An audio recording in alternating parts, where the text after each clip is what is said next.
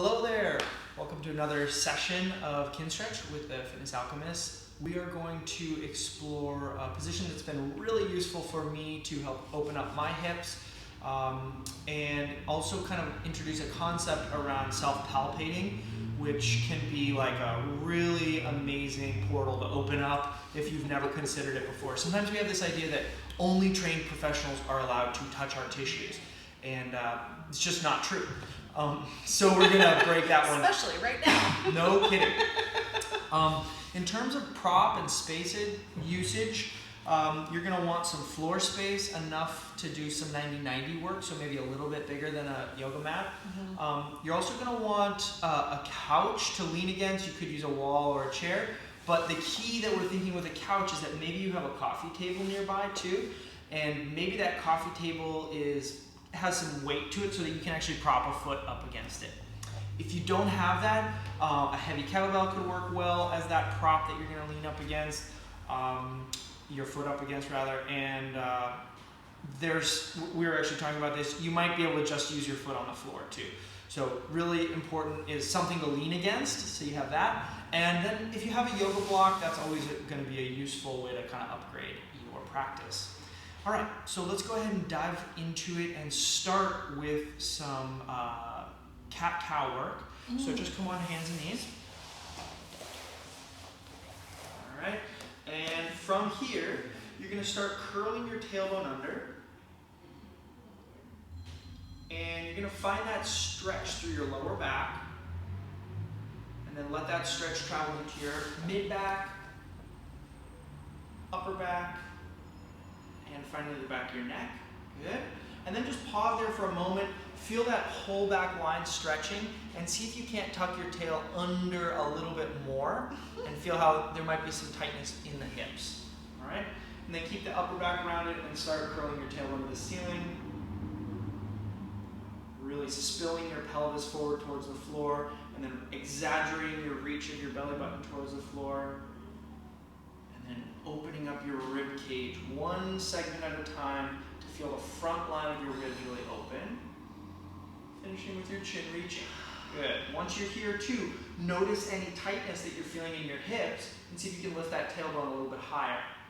Okay, good. Now just relax for a second.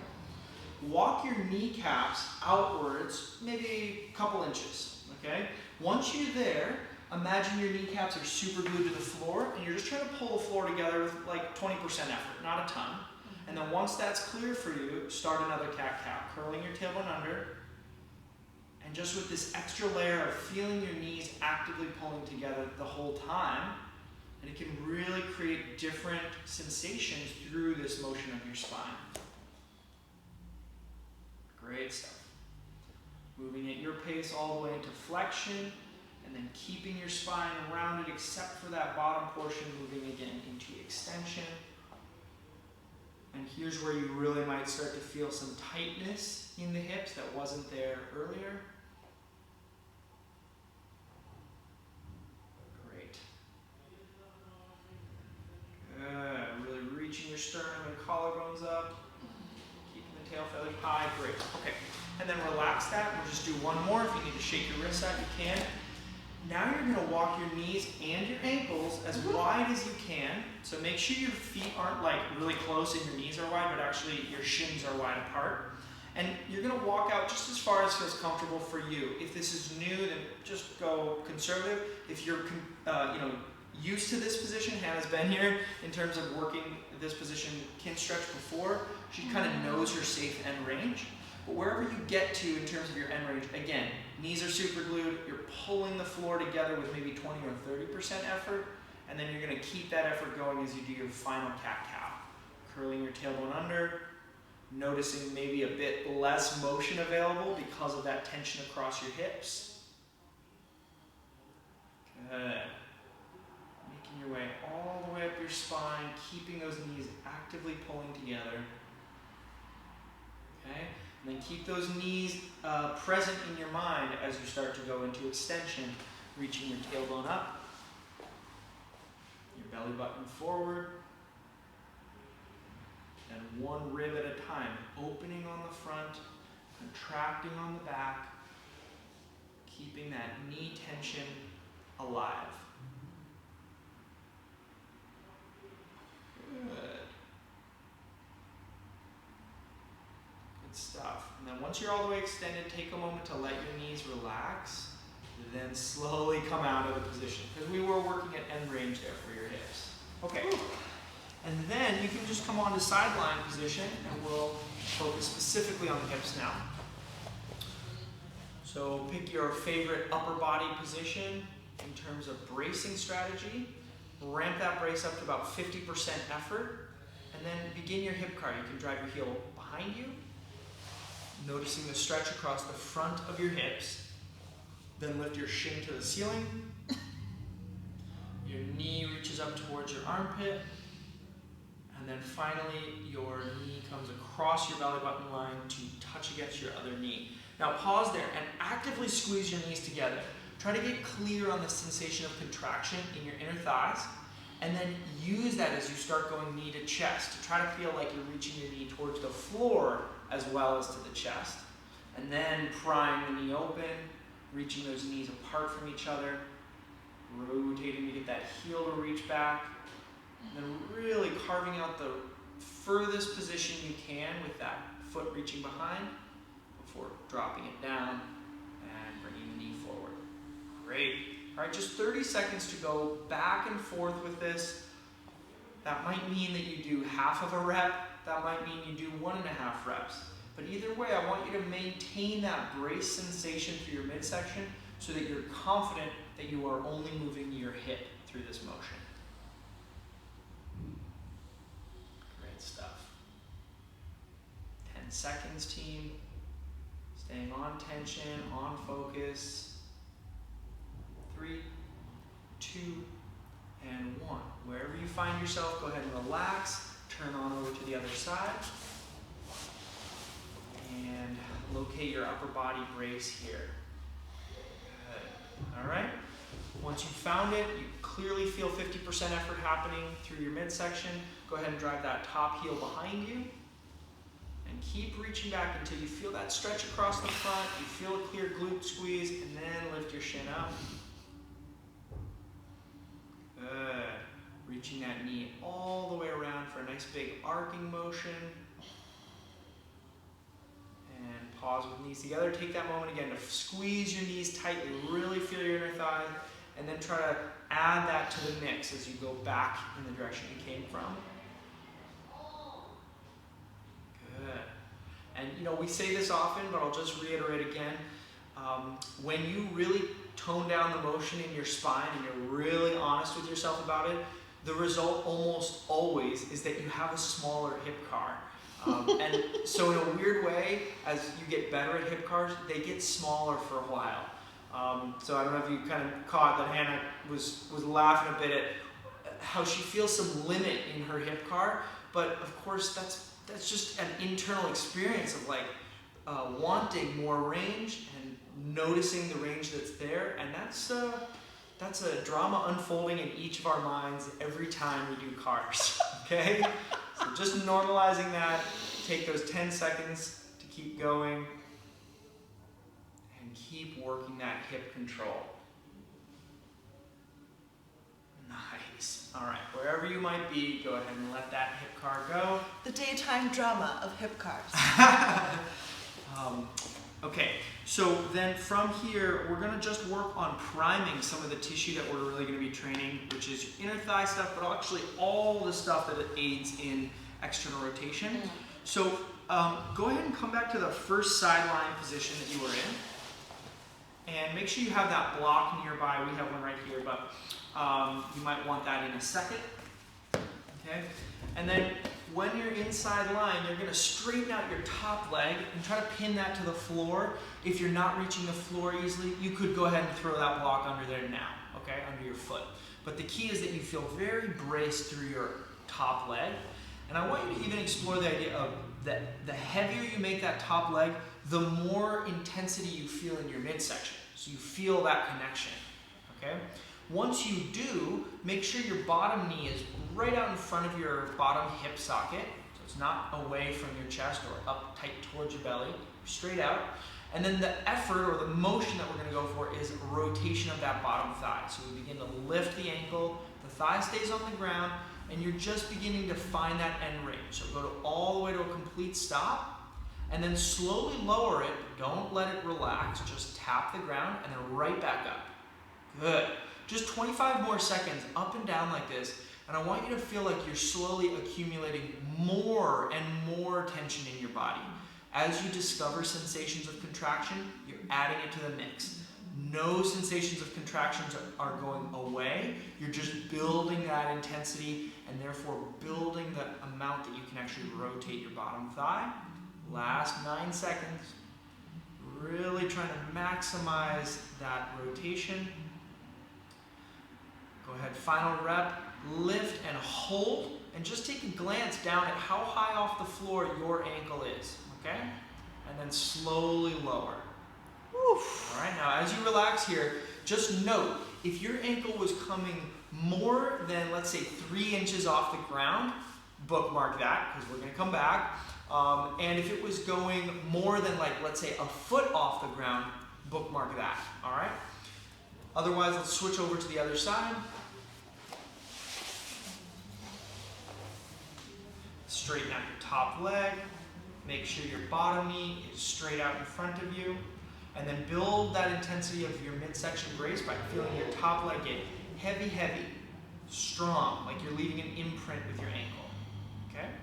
And then using that core brace, begin your external rotation through that bottom thigh. Really try to reach the ankle away from the floor, but keeping the thigh bone on the floor. It will often tend to try to come up off the ground, so you want to keep your thigh bone on the ground, but just rotating. Yeah. You can see Hannah's using her finger on the kneecap. That's one of our favorite ways to just provide a reference point for the nervous system, to know where that thigh is in space. Keep adding contraction as you feel it, notice it, building the intensity of this exercise. 12 more seconds. Make sure this feels like a full body experience, even as you think about your hip motion. Final rep, go ahead, hold it here and take a glance down at your foot. See how high off the ground this side is, might be different. And then go ahead, smoothly lower down. Nice. Okay, back to your first side.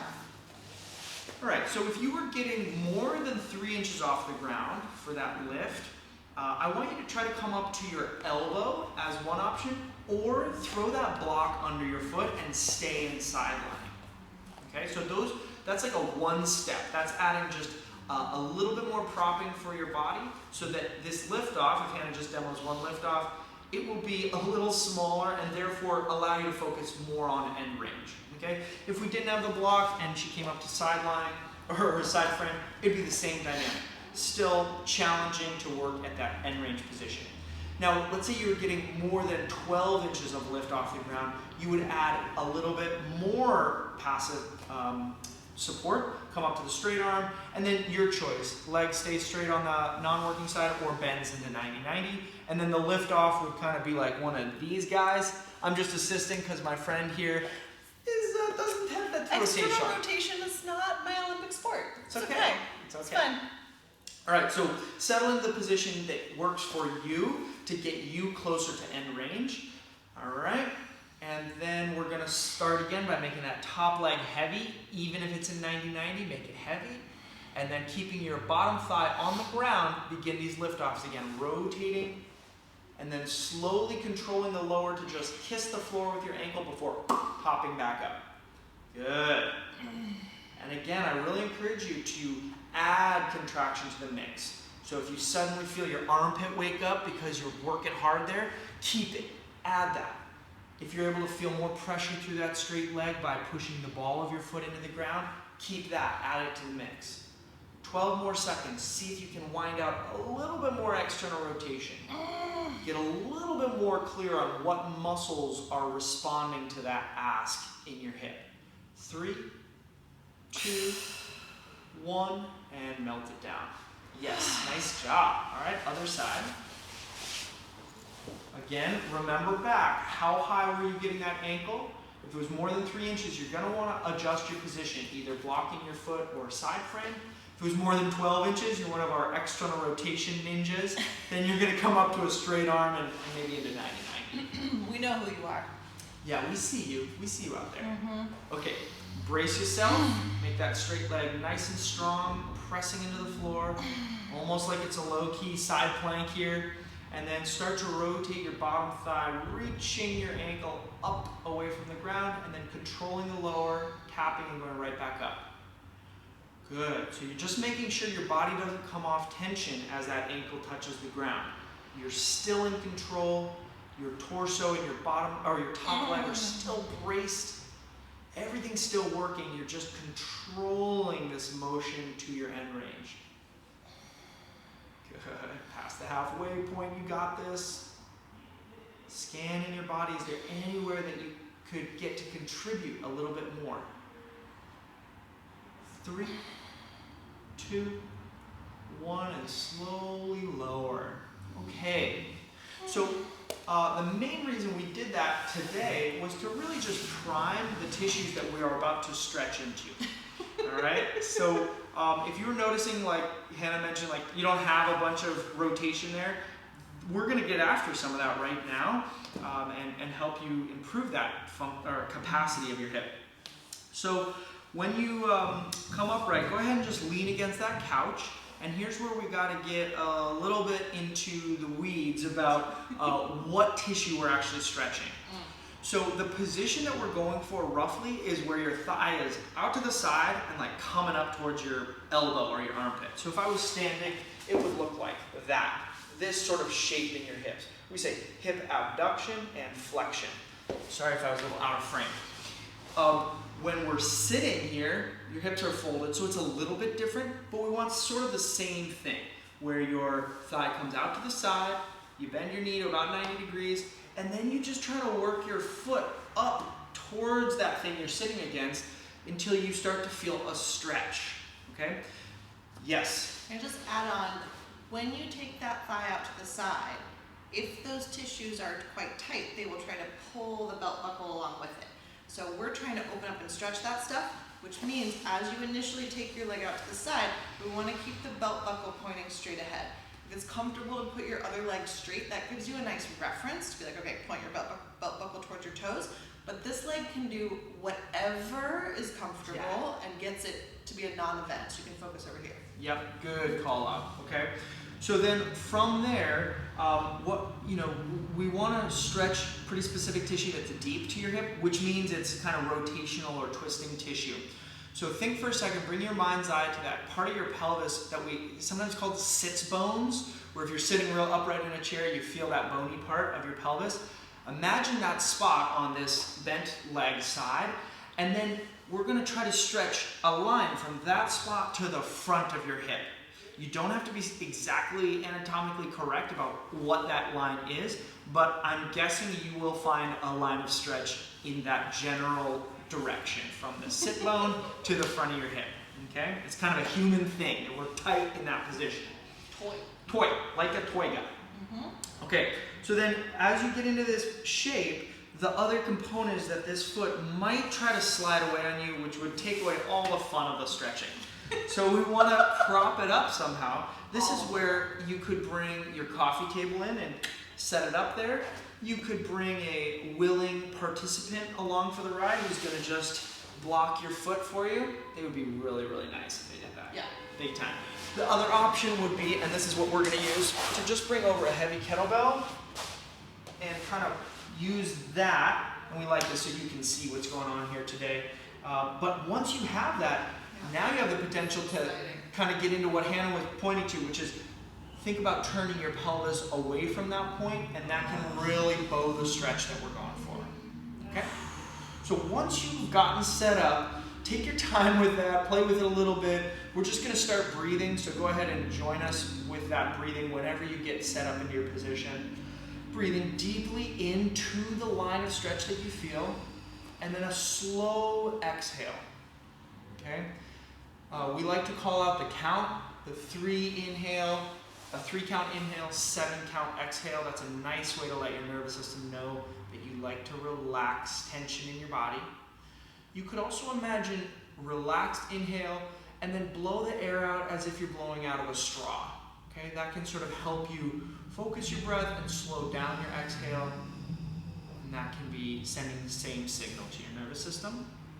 And the real goal here is just to let that tightness, again, from your sit bone to the front of your thigh, maybe across the front of your pelvis a bit, letting that area start to relax its tension. Good. Okay, you're invited to bring your arm into the mix at this point. You can see Hannah's got her elbow on her knee to bias a little bit more. There's just so much variation from person to person, and we really want to empower you to start hunting for your line of tension. Micro adjusting, tiny little motions so that that stretch is very clear for you. Okay, so now, once you're there, go ahead and kind of come back to the land of the living and keep your position, but then just take one of your hands and gesture that external rotation on the working thigh. So kind of that direction, we're gonna try to twist, okay? To help you twist that tissue further, without making the propping even more complex, we're gonna use the elbow to self-palpate. And this is where we really get into the idea of moving your own tissue around with your hands, or in this case with your elbow. So you're gonna just take your elbow and pin it to the inner thigh. Anywhere along the inner thigh is fine, but maybe a little bit more towards the front of the thigh. Okay, so that should help you get into some tissue that we're gonna try to drag backward or outward on that hip so that you're adding even more rotational tension to this area. So Hannah's pinned it, a little bit of pressure, but then mostly just using that pressure to peel that tissue back or roll that thigh bone more into external rotation. Good. And once you get there, start again with your deep breathing. If this is really not working for your elbow setup, you might just try a hand and do a little bit gentler motion here. You might try both hands and just give your nervous system that idea of allowing the tissue to rotate further. Okay? Good. Final breath. Feeling how you can maybe peel and open that tissue up. And then if you've got the elbow brace, keep it. If you don't have that, just go ahead and try to get your arm against the inner knee to block the knee. And we're going to add a little PAILs contraction, very light effort. Begin thinking with maybe 1% effort of bringing your bent knee in towards your body, towards your midline, and you're blocking that motion with your arm or arms. Okay, ramp that up to 10% effort. And then just to 20% effort and hold it. We don't want to overpower your arm brace here. We just want to tell this tissue what we want it to do, which is be strong in this position. Okay, now slowly relax that 20% effort. Good. And as you relax, continue trying to get that knee in the opposite direction, almost like you're trying to pull your thigh bone away from your elbow brace. Okay, so this might turn on some contraction in the butt, on the side and the back of that working leg. And this is a rails contraction here. Okay, as you get a feel for that, ramp it up to 10 and then 20%. And then keep building to the amount of intensity that feels safe and appropriate for you in this position. Hold it for 5, 4, 3, 2, and 1. Melt it down. Okay, now just one final piece here. One little set like this is probably not enough to make a major change if you're feeling like you need to really open this stuff up. That said, it's enough to get the idea started for you. So for me, and I think Hannah on this side, this feels really useful. So I would recommend if that's you, you just repeat, rinse and repeat, maybe pull back to the spot indicated in the video where we start this stuff, and just get a second round through if you can. It will go quite a bit further on that second pass. But for kind of explanatory purposes, let's get a set in on the other side. All right, so make your way out of this position. Woo! Yeah. Does feel different just even with one set, but yeah, only do 2. Yeah, if it's your thing. the key term here is time under tension. Your body just needs a bit more time under tension. So for this other side, you're going to open the knee out to the side, hip abduction. Then you're going to walk that foot and that knee up towards your armpit, and that's totally by feel, trying to add tension to that area. Okay? One side is different than the other. Yeah, for real. And then I'm going to assist her and just bring this kettlebell to brace the foot. But I'm hoping you take your time and get set up into the shape and the propping that works at your spot, wherever you're working out. While you're settling into the stretch, I'll just add something from the insider perspective. I'm using my straight leg hand to gently touch my own sort of belly pelvis area, kind of belt buckle area, and just encourage that part to rotate towards my straight leg. And I'm using my other arm to really keep peeling that leg both out to the side, but I'm also really thinking about trying to bias more rotation. So I'm kind of levering on the inside of that knee and trying to think about the tissues that I want to stretch in that rotational manner from both sides of the joint. Yeah. And it makes a huge difference to have this, my own touch here, versus not. I lose a lot of awareness of what my pelvis is doing without it. Yeah. So again, that's just the theme we really wanted to break into today, which is the power of using your hands. I mean, maybe just as a reference point of bringing some added awareness to an area. A little later on, we'll explore the idea of using touch to cue contraction for your body that can be hard to feel otherwise. And then, of course, the final piece of just like actually manipulating your tissue in a way that feels good. So pleasurable touch that is totally self-controlled can be a really big invitation for your nervous system to experience some new positions and new sensations. All right. So finish up that deep breathing. All right. That was our yak attack to help you just settle into your passive stretch. What do we call that? Procrastinating. Procrastinating. Okay, so on this side, take your hands to start actually and just place it on the thigh, either one or both hands, and just give your brain an idea of the kind of rotation we want. External rotation, so the thigh would roll back further, okay?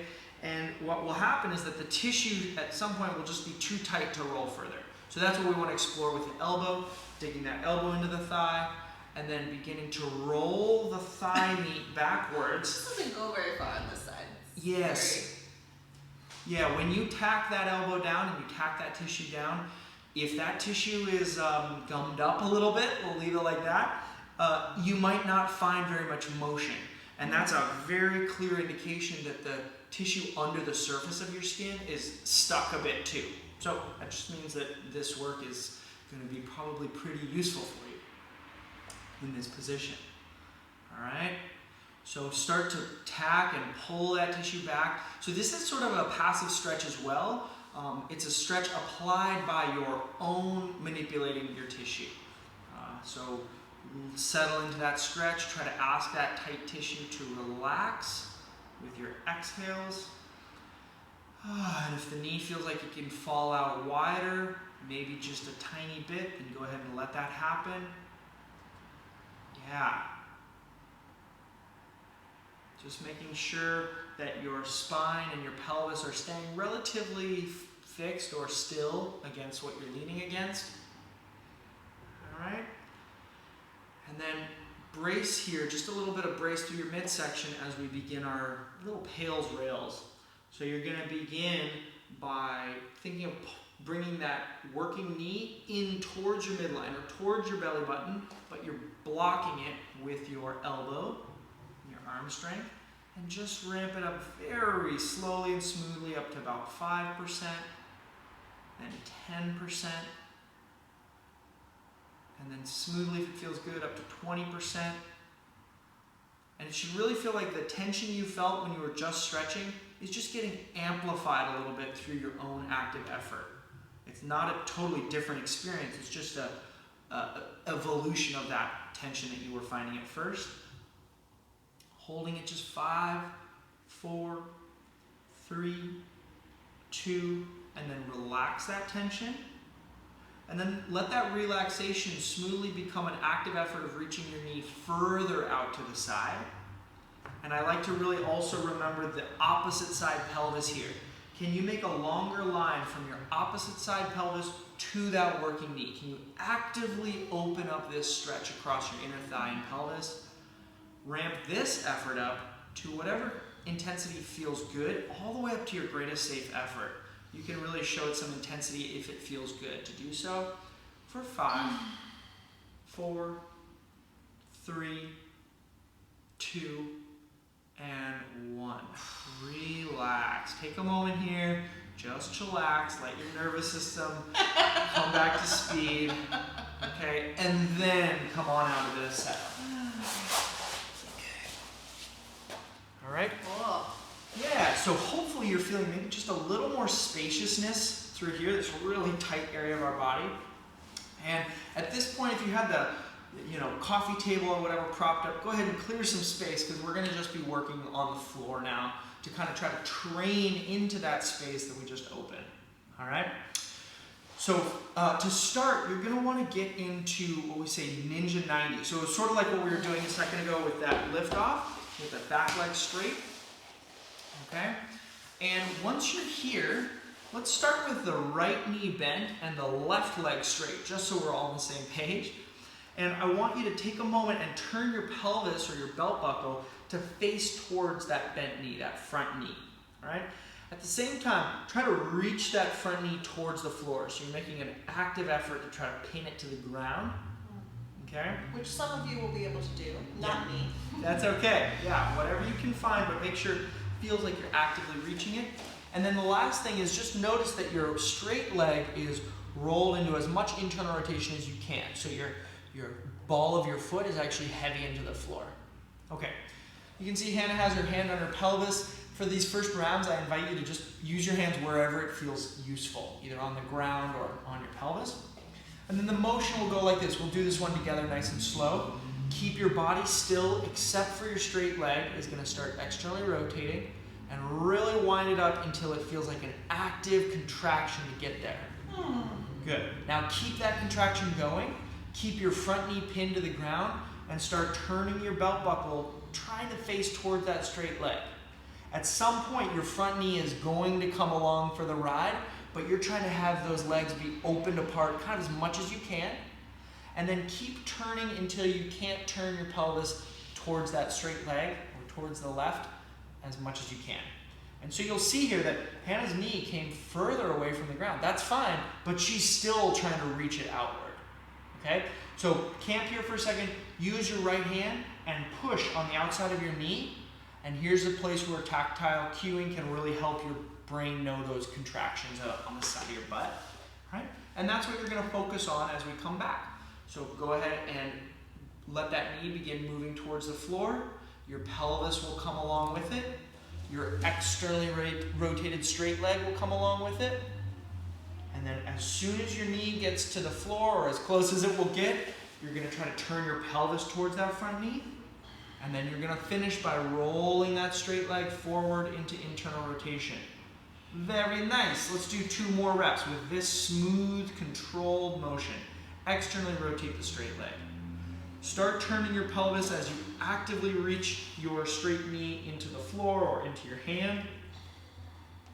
Trying to open up the front of your pelvis as much as you can, turning to face that straight leg. Good. When you feel that you cannot turn your belt buckle anymore in that direction, pause, and then make your way back, turning, pinning your front knee to the ground. Good. Very nice. Both hips are active. And then finally, you finish the motion by rotating that back leg forward. Good. Final rep. Take a breath to reinvigorate that brace, and then externally rotate the straight leg. Start to let your belt buckle follow that straight leg. Actively keeping that bent knee reaching out to the side. Good. And keep turning your belt buckle, using your hands however they're useful. Maybe one hand's on the ground. Maybe one hand's on your chest or making a fist to help invigorate tension in your body. Okay? And then make your way back. Pinning that front knee to the ground. and letting that effort sort of drag the rest of your body with it. When you can't turn that belt buckle towards your front knee any further, you're going to roll your straight leg forward, pin the ball of your foot to the floor, and then relax. Okay, so just keep in mind, like, you were just under tension for 2 minutes, 2+ minutes, so it should feel a little fatiguing. And I say that because if it wasn't fatiguing, then when we go to the other side, I want to ask for a little bit more tension from your body. If it was a bit fatiguing, then rest. Right now we're resting because you should feel like you kind of need a rest. Okay? Hannah, did you need a rest? Yeah. Totally. She's working hard over here. Also, Okay. it's like you need a mental rest because it's just like, it's a lot to ask of yourself. Yeah. This is sort of the most complex movements that we have in pin stretch, which is fun. That's why we want to incorporate them. They kind of connect the dots, but there's a lot going on here for you to pay attention to. Okay, so on this side again, you're going to bend now your left knee. You're going to turn your pelvis to face that knee. And then this leg that's kickstand out to the side, you're going to roll into internal rotation and make the ball of your foot heavy. Okay. Hannah's got some soreness. I'm sore. So sore. Okay, so then brace your body. Good. And then begin by externally rotating your straight leg, trying to keep your belt buckle square ahead. Good.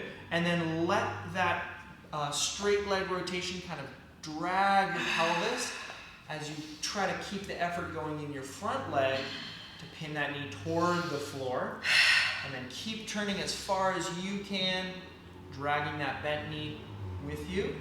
Good. There it is. Okay, and then make sure the straight leg's still externally rotated as you begin turning back towards that bent knee. Bringing the back leg with you and getting that front knee as close to the floor as you can as the first reference point. And then the pelvis turns. And then when that's maxed out, you finally let that straight leg roll. Great work, team. This is the motion. Continue moving. Trying to go just a little slower than your body wants you to. Absolutely trying to let go of any feeling like you could do this movement perfectly because you just couldn't. It's too variable. It's too different each rep. So you're just trying to explore those end range feelings of twisting your thigh, reaching your knee, maintaining the brace through your midsection. Good. Inviting all those new sensations, letting there be some variability in each rep, and just working hard as you can, finding those contractions that you can find. Good. Last rep here. Roll that back thigh. Turn your belt buckle. Keep that bent knee working. Keep asking for it to reach further away from that straight leg. Good. Trying your best to move one part of your body at a time. Nice work. As you really work those hips, you might notice more capacity to sit upright. I'm definitely seeing Hannah getting taller as she works through this because she's using that range through her hips to make some space, to own some space through her hips. Good. Roll that thigh forward to finish. Okay, very good. Oh, almost hip cramp in my bent leg like the whole time. Yeah, nice. So she was sort of dancing with the cramp. That's a skill for sure. If you feel cramping, that's okay. If the cramp overwhelms you and you have to pause, that's okay too, but we want to try to kind of work with it to remind the brain that this stuff is all safe, it's just hard as hell. Okay? All right, so as we take a little rest here, I just want to go over the final drill that we're going to do, which might be familiar for some of you, which is our 90-90 switch. And you can maybe see how what we were just doing, that kind of ISOMP moving here, is sort of one half of that 90-90 switch. It's a bit different when you bend your legs, so that's why I wanted to incorporate it. But here as well, you want to use your hands to your advantage. So maybe you're someone like me, pretty tight through my hips, so I usually have one hand on the ground the whole time. As I move through the switch, I'm just going to switch which hand is down, okay? With the free hand, you're welcome to make a fist. Or what we wanted to introduce today is give yourself a little target to work into.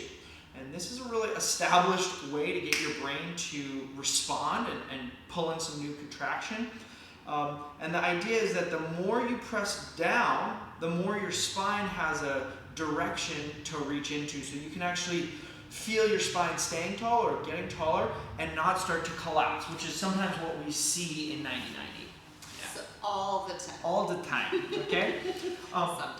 If you're someone who can actually work through this with both hands off the floor, the effect gets magnified because now you're actually able to push with both arms. Your spine can reach into that target a little bit more strongly. So up to you if you have one hand on your head or two hands on your head, or maybe just you want to do it like this. That feels better. That's okay too. All right. So the way I'm thinking we work this is we go 2 minutes switching back and forth, take a breath, and then one final minute where we turn up the intensity a little higher. All right?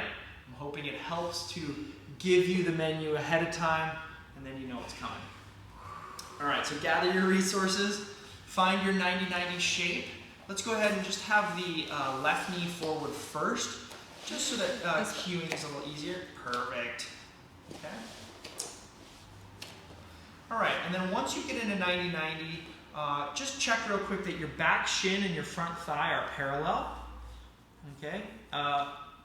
Okay, so back shin and front thigh, yep. And then front shin and back thigh. There we go. Okay, that'll get you close. And then hand on pelvis, turn your pelvis to face your front knee.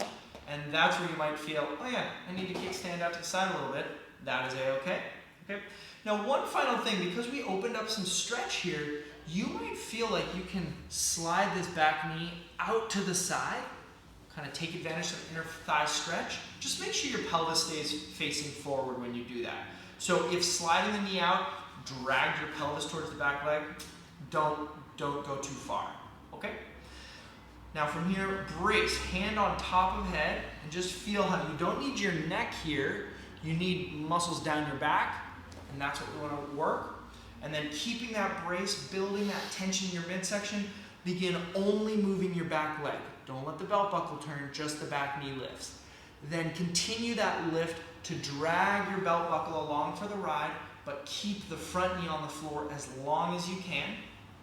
As you move through the middle position, you feel both butts on the ground, you can switch hands. And now your focus is getting that new front knee to the floor before your back knee hits the floor. Then turn your pelvis and slowly lower that back knee. Very nice. We're going to reverse it. Brace, lift the back knee. As you continue lifting the back knee, think about how far apart you can reach your knees from each other. Okay? Hopefully that turns on a little bit more contraction in both glutes. Good. And keep finding your tall spine with the aid of one or both hands. Turn to press that new front knee to the floor. Pelvis turns. And then finally the back knee sets down. Very nice. We've got 35 seconds to go. Keep moving at your pace, including feeling like you could pause at any positions that don't make sense or that you'd like a little bit more clarity on. Bracing, staying tall. Good. Finding a way to move that front knee and then the pelvis and then the back knee. 8 more seconds. Keep your tension. Keep moving slowly. Back knee lifts. 2, 1. And wherever you find yourself, just relax tension. Hey, Mega, that was great. Nice job. Just relax. Find a motion that feels good. Yeah, let your wrist relax. Okay? I will just say, if you are leaning back, the direction that you're pushing on your head has to change a little bit in how you're thinking about it, right? If I'm straight up and down, I want to push down. If I'm leaning back, I don't want to push down. I want to push like such that I'm sort of giving my top of my head to my tailbone something to expand against at whatever angle it's at. Yeah. So that's a little bit ninja style kid stretch, but see if you can loop that in for yourself. Yeah, and I think it will make sense in that when you start to push, you don't want to feel like you're collapsing yourself. You want to feel the opposite, like you're giving yourself a target to get tall. So I, play with that idea.